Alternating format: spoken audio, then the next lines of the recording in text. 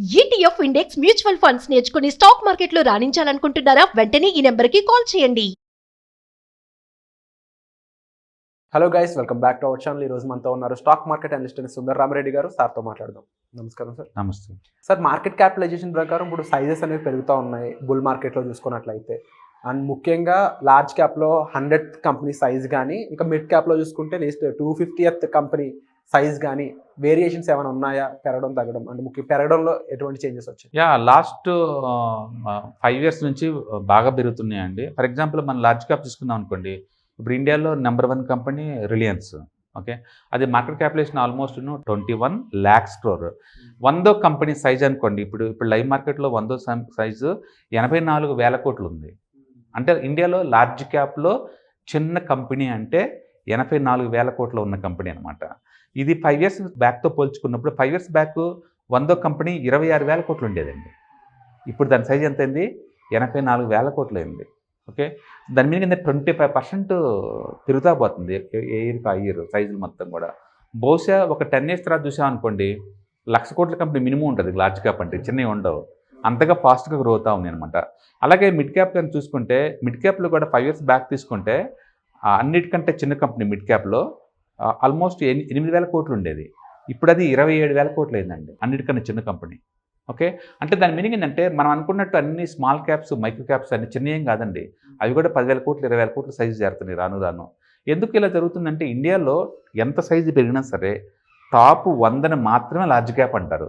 Size ఎంతైనా సరే దానికి వేరే కాంపిటీషన్ గేమ్ అంత ఈజీగా రాలేవు. అలాగే మిడ్ క్యాప్ అనుకోండి, 100 కంపెనీ దగ్గర నుంచి 250 కంపెనీస్ వరకున్నట్టుని మిడ్ క్యాప్ అంటారు. ఒకప్పుడు లార్జ్ క్యాప్ అంటే మనం చూసుకుంటే ఒక 6-7 years బ్యాక్ 2017లో 29,000 కోట్లు అండి లార్జ్ క్యాప్ లాస్ట్ది. ఇప్పుడు ఎంతది?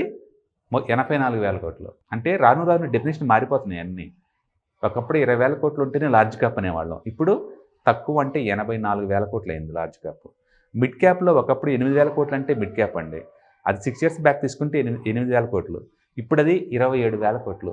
అంటే ఈ బుల్ మార్కెట్లో ఎక్కువ బెనిఫిట్ పొందింది అంటే small cap and mid cap. ఇవి మార్కెట్ క్యాపిటలైజేషన్ చాలా బాగా పెరిగింది. అంటే పర్టికులర్గా small cap and mid cap 50% పెరిగినాయండి లాస్ట్ 1 yearలోనే. అందుకని ఈ బుల్ మార్కెట్లో ఈ వాల్యుయేషన్స్ అనేవి చాలా ఫాస్ట్గా పెరుగుతూ ఉంటాయి. ఇండియాలో ఎప్పటికి కూడా స్మాల్ క్యాప్స్ మిడ్ క్యాప్స్లోనే గ్రోత్ ఉంటుంది, ప్లస్ వాల్యూ ఎక్కువ క్రియేట్ అవుతుందండి. ఎందుకంటే ఈ మోడర్న్ ఇండస్ట్రీస్ ఏవైతే ఉన్నాయో అవన్నీ కూడా అంటే స్మాల్ అండ్ మిడ్ క్యాప్లో ఉన్నాయి. ఫర్ ఎగ్జాంపుల్ స్టాక్ మార్కెట్ సంబంధించిన బ్రోకరేజ్ కంపెనీస్ కావచ్చు, రేటింగ్ ఏజెన్సీ కావచ్చు, అండ్ ఏఎంసీ కంపెనీస్ కావచ్చు, లేకపోతే వెల్త్ మేనేజ్మెంట్ కంపెనీస్ కావచ్చు. ఓకే, ఇవన్నీ కూడా అన్ని small and mid companies, large ఒక్కటి కూడా లేదు. లేటెస్ట్ రెవల్యూషనరీ బిజినెస్లన్నీ లేటెస్ట్ మొత్తం కూడా. అలాగే సోలార్ సంబంధించిన గ్రీన్ ఎనర్జీ సంబంధించిన మొత్తం స్టాక్స్ అన్నీ కూడా స్మాల్ అండ్ మిడ్ క్యాపే. అలాగే ఇన్ఫ్రాస్ట్రక్చర్లో మెజారిటీ స్టాక్స్ అన్నీ కూడా స్మాల్ అండ్ మిడ్ క్యాపే. అందుకని మీరు ఆ ఏరియాలో ఇన్వెస్ట్ చేయాలంటే సచ్చినట్టు మీరు స్మాల్ అండ్ మిడ్ క్యాప్ రావాల్సిందే. అందుకని ఇండియాకి సంబంధించి గ్రోత్ ఎక్కువ ఉంది. అదే నువ్వు అమెరికా చూసుకుంటే స్మాల్ క్యాప్స్ దారుణంగా పడుతున్నాయి. అక్కడ లార్జ్ క్యాప్ ఇంకా మెగా లార్జ్ క్యాప్ అవుతున్నాయి, అండ్ స్మాల్ క్యాప్స్ ఇంకా స్మాల్ క్యాప్స్ అవుతున్నాయి. క్వైట్ రివర్స్గా ఉంది అమెరికా. బట్ ఇండియాలో అలా కాదు, పెద్దకన్నా ఇంకా చిన్నవి చాలా ఫాస్ట్ పెరుగుతున్నాయి అనమాట. కాబట్టి ఈ బుల్ మార్కెట్లో 5 ఏళ్ల క్రితంతో పోల్చుకుంటే అండ్ ఈ కరెంట్ మార్కెట్ లార్జ్ క్యాప్లో చిన్నది అంటే 84,000 కోట్లు. అంటే బహుశా వితిన్ 2-3 years కల్లా లార్జ్ క్యాప్లో చిన్నది అంటే 1,00,000 కోట్లు ఉంటుంది, పెద్దది అంటే బహుశా 30 లక్షల కోట్లు ఉంటుంది. 30 లక్షల కోట్లు. ఎందుకంటే రిలయన్స్ ఆల్రెడీ 22 lakhs crore దగ్గరికి వచ్చేసింది. అది అంటే ఇలా పెరుగుతూ వెళ్ళిపోతున్నప్పుడు పక్కన అంటే రిటైలర్స్కి ఏ విధంగా ఉంటుంది ఎఫెక్ట్? అంటే ఎఫెక్ట్ ఇన్ ద సెన్స్ వాళ్ళకి ఎటువంటి బెనిఫిట్స్ కానీ? బేసికల్గా షేర్ వాల్యూ అప్రిషియేషన్ అయితే ఎవరికైనా బెనిఫిటే కదండి, ఎక్కువ రేటుకి అమ్మేసుకోవచ్చు. ప్రోసే ఓన్లీ ఎలా ఉంటాయంటారు? సో బేసికల్గా అక్కడ ఎర్నింగ్స్ పెరుగుతున్నాయి, స్టాక్స్ పెరుగుతున్నాయండి, అంతే అండి. ప్రస్తుతానికైతే 23 మధ్య నడుస్తుంది పిఈ, అంటే ప్రైస్ టు ఎర్నింగ్ రేషియో. అంటే ఎర్నింగ్స్ చాలా హెల్దీగా ఉన్నాయని అర్థం. ఎప్పుడైనా నిఫ్టీ 29 పిఈకి వస్తేనే అది వార్నింగ్. 29 పిఈకి వస్తే ప్రస్తుతానికి 23 దగ్గర ఉంది కాబట్టి ఫెయిర్ వాల్యూ దగ్గరలో ఉన్నట్లు లెక్కే. అందుకే టూ మచ్గా కొలాప్స్ అయ్యే ఛాన్స్ చాలా తక్కువ. అదే నీకు 15 పిఈకి వచ్చింది అనుకో, 15 కానీ 60 కానీ మంచి డిస్కౌంట్ నడుస్తున్నట్లు లెక్క. అప్పుడు వేరే అసెట్లో ఉన్న డబ్బుని దీన్ని మూవ్ చేయొచ్చు అనమాట. So that's the right time to get in to lump sum amount పెట్టడం కోసం 16 పిఈ.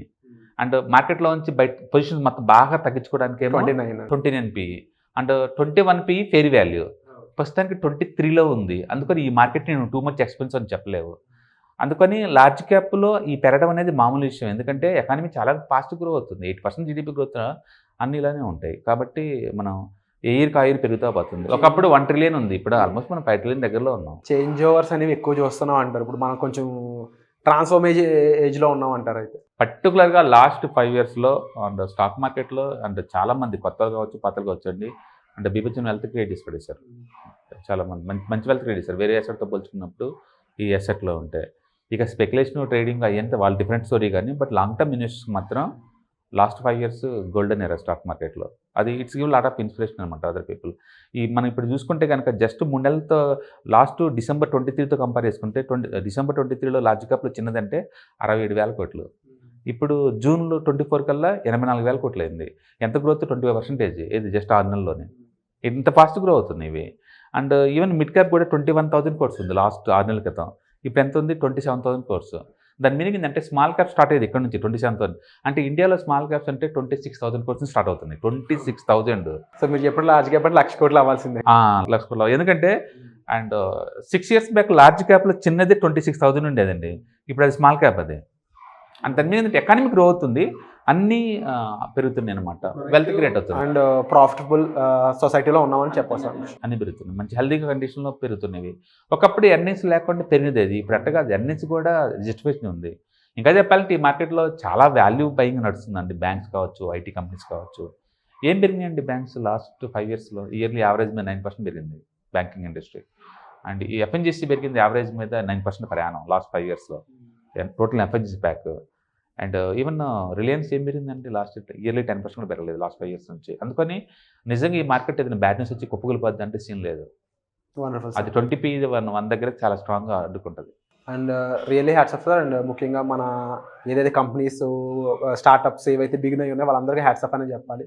అండ్ దాని తగ్గట్టు లక్కీగా ఫైనాన్షియల్గా మీలాంటి వాళ్ళ వల్ల అంటే మోర్ ఎడ్యుకేషన్ ఓరియంటెడ్గా ఏదైతే ఇంతకుముందు లేదో ఫైనాన్షియల్ ఇన్ఫర్మేషన్ ఇప్పుడు ఎక్కువ మందికి అందుతుంది. And more over it is transformation age, ఒక నాలెడ్జ్ ఎరాలో మనం ఉన్నాం. అండ్ ఈ మార్పు ఇంకంత ట్రాన్స్ఫర్మేషన్ తీసుకోవద్దు అనుకుంటున్నాను. Thank you so much. Suman టీవీలో మీ పర్సనల్ అండ్ బిజినెస్ ప్రమోషన్స్ కోసం కింది నెంబర్కి కాంటాక్ట్ చేయండి.